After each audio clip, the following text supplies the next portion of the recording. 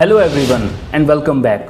Today we are going to talk about a real and very serious situation that often goes unnoticed until it's too late. Yes, we are talking about diabetic foot ulcer and gangrene.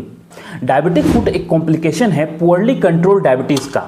इस condition में हमें infection, diabetic foot ulcer और neuropathic ऑस्टियोआर्थ्रोपैथी देखने को मिलता है। इसे हम साथ में डायबिटिक फुट सिंड्रोम भी बोलते हैं। डायबिटिक फुट होने का बहुत सारा काज होता है, आइए इसे समझते हैं। डायबिटिक पेशेंट में ब्लड ग्लूकोज का लेवल बहुत ज़्यादा रहता है, जिस वजह से जो ब्लड ग्लूकोज है वो एक तरह से बैक्टीरिया के लिए कल्चर मीडिया का काम करता है और इन्फेक्शन का चांस को बढ़ा देता है। अब दूसरी बात, डायबिटिक पेशेंट में जो ब्लड में जो ग्लूकोज रहता है उसका नॉन एंजाइमेटिक ग्लाइकोसाइलेशन हो जाता है और ये ग्लूकोज जाकर के ब्लड वेसल्स के एंडोथेलियम में अटैच हो जाता है और उसे डैमेज करता है।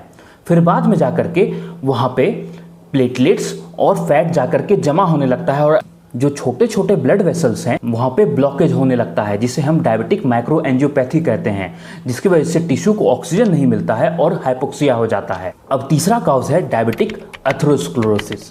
डायबिटिक वाले पेशेंट जो होते हैं उनके ब्लड वेसल्स में फैट और प्लेटलेट का डिपोजिशन होने लगता है, जिसके वजह से जो पैर के जो वेसल्स होते हैं उनमें ब्लॉकेज हो जाता है। इसे ही हम एथेरोस्क्लेरोसिस बोलते हैं और इसी ब्लॉकेज की वजह से हमारे जो टिश्यूज हैं उन्हें ब्लड सप्लाई नहीं मिलता है, ऑक्सीजन नहीं मिलता है, न्यूट्रिएंट्स नहीं मिलता है और वहाँ पे गैंग्रीन का फॉर्मेशन होने लगता है।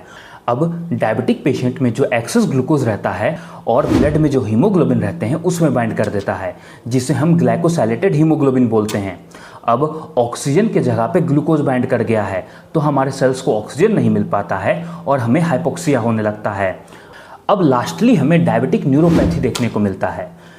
डायबिटिक न्यूरोपैथी में हमें सेंसरी न्यूरोपैथी देखने को मिलता है, मोटर न्यूरोपैथी देखने को मिलता है और ऑटोनॉमिक न्यूरोपैथी देखने को मिलता है। सेंसरी न्यूरोपैथी में हमें बॉडी में सेंसेशन लॉस हो जाता है, जिसके वजह से हमें जो माइनर इंजरीज होती है हमारे पैर में वो हमें पता नहीं चल पाता है और वहाँ पे इन्फेक्शन डेवलप हो जाता है। अब मोटर न्यूरोपैथी हो जाने की वजह से हमारा मसल, हमारा फुट आर्च और हमारा जॉइंट, इन तीनों में डिसफंक्शन देखने को मिलता है। ऑटोनोमिक न्यूरोपैथी की वजह से हमारा जो स्किन है उसमें डिफेक्टिव मॉइस्चराइजेशन और स्वेटिंग देखने को मिलता है, जिसके वजह से हमारा स्किन ड्राई हो जाता है और स्किन में क्रैक्स देखने को मिलता है और इन्हीं क्रैक्स की वजह से जो माइक्रो ऑर्गेनिज्म है हमारे बॉडी में इन्वेड करते हैं और इन्फेक्शन का चांस इंक्रीज हो जाता है। तो ये था हमारा डायबिटिक फुट होता कैसे है इसका वीडियो।